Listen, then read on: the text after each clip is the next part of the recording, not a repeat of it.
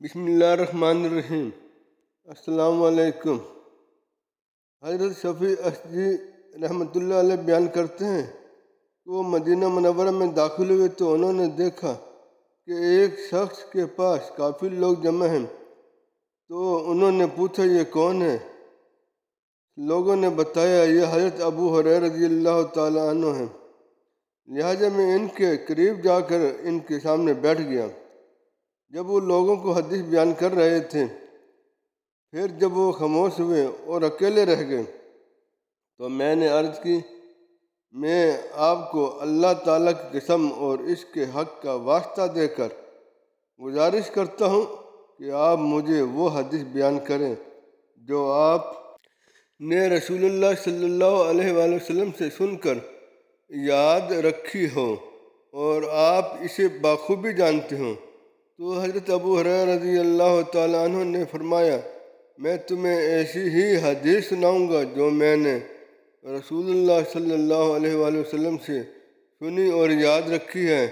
پھر ابو ہریرہ رضی اللہ تعالیٰ عنہ سسکیاں لے کر رونے لگ گئے اور بے ہوش ہو گئے۔ پھر تھوڑی دیر کے بعد ہوش آیا تو فرمانے لگے، میں تمہیں ضرور ایسی حدیث سناؤں گا جو مجھے رسول اللہ صلی اللہ علیہ وآلہ وسلم نے بیان کی تھی جب میں اور آپ اس گھر میں اکیلے موجود تھے۔ پھر دوسری بار حضرت ابو ہریرہ رضی اللہ تعالیٰ عنہ نے سسکیاں لے کر رونا شروع کر دیا اور بے ہوش ہو گئے۔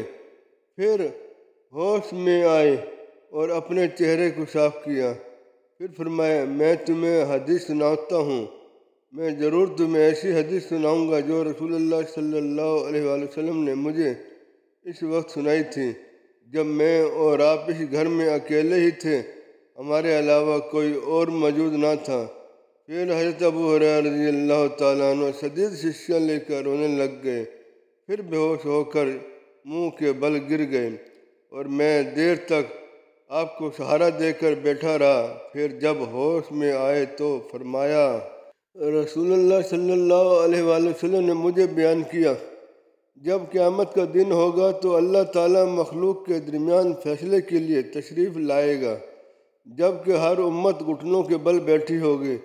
سب سے پہلے قاری قرآن کو بلایا جائے گا اور اللہ کی راہ میں جہاد کرنے والے مجاہد کو جو شہید ہوا تھا اور دولت مند شخص کو بلایا جائے گا۔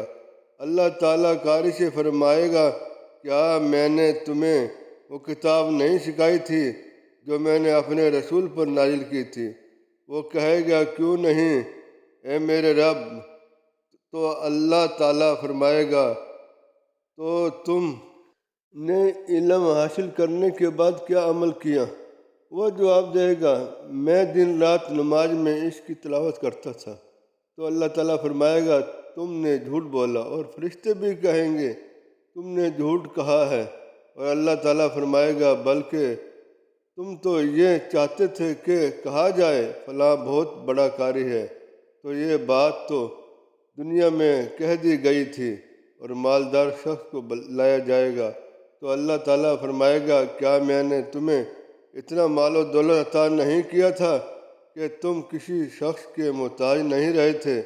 وہ جواب دے گا، ضرور ایسا ہوا تھا۔ اللہ تعالیٰ فرمائے گا، تو تم نے میرے عطا کیے ہوئے مال میں سے کیا عمل کیا؟ وہ کہے گا، میں اس مال سے صلہ رحمی کرتا تھا اور صدقہ و خیرات کرتا تھا۔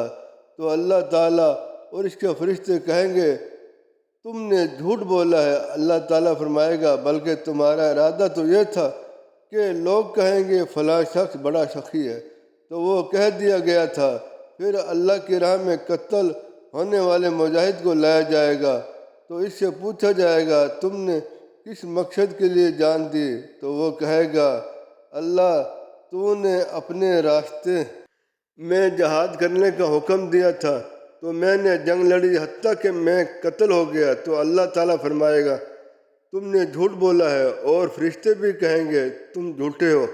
اور اللہ تعالیٰ فرمائے گا، بلکہ تمہارا ارادہ تو یہ تھا کہ کہا جائے فلاں شخص بڑا بہادر ہے، تو دنیا میں یہ کہہ دیا گیا تھا۔ پھر رسول اللہ صلی اللہ علیہ وسلم نے میرے گھٹنے پر ہاتھ مار کر فرمایا، اے ابو ہریرہ، یہ تین افراد وہ پہلی اللہ کی مخلوق ہوں گے جن سے قیامت کے دن جہنم کی آگ بھڑکائی جائے گی۔ جناب عقبہ کہتے ہیں جناب صوفی نے ہی یہ حدیث حضرت معاویہ رضی اللہ تعالیٰ عنہ کی خدمت میں حاضر ہو کر بیان کی تھی۔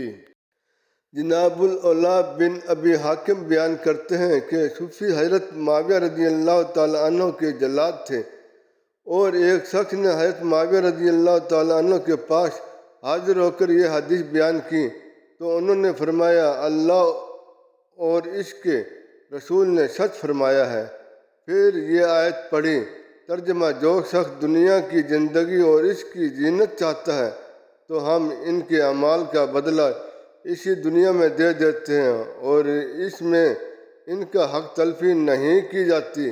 یہی لوگ ہیں جن کے لیے آخرت میں آگ کے سوا کچھ نہیں، اور وہ برباد ہو گیا جو کچھ انہوں نے دنیا میں کمایا تھا، اور جو عمل کرتے رہے ضائع ہو گئے۔